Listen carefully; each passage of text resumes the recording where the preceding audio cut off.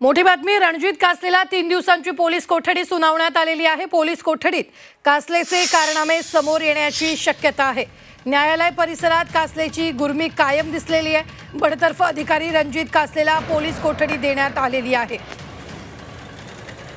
ही मोठी बातमी आपण पाहतोय। न्यायालय परिसरात कासलेची गुरमी बघायला मिळालेली आहे। रणजित कासलेला पोलीस कोठडी देण्यात आली असून 3 दिवसाची पोलीस कोठडी देण्यात आलेली आहे।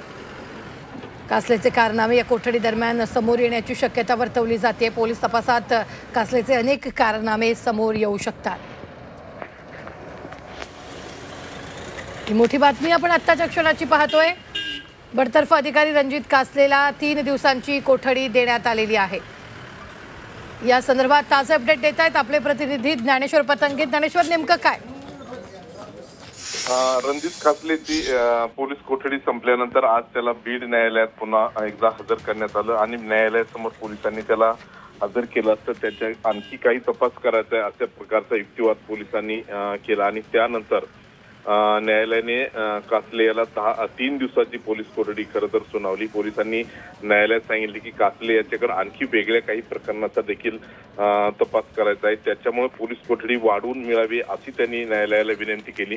मात्र न्यायालयानं कासलेला 3 दिवसाची पोलीस कोठडी दिली। ते कासले याच्या विरोधात बीड पोलीस ठाण्यामध्ये अॅट्रॉसिटी अंतर्गत खरं तर गुन्हा दाखल आहे आणि त्या गुन्ह्यामध्ये तो सध्या पोलीस कोठडीमध्ये आहे।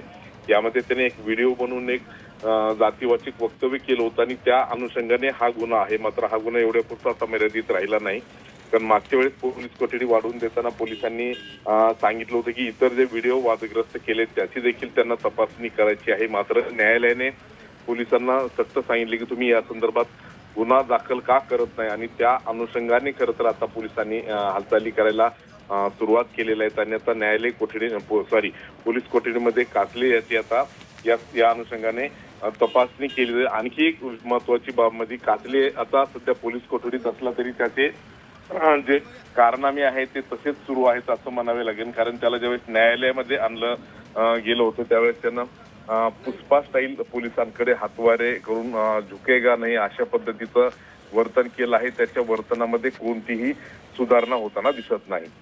निश्चित, धन्यवाद ज्ञानेश्वर ताजे अपडेट देण्यासाठी।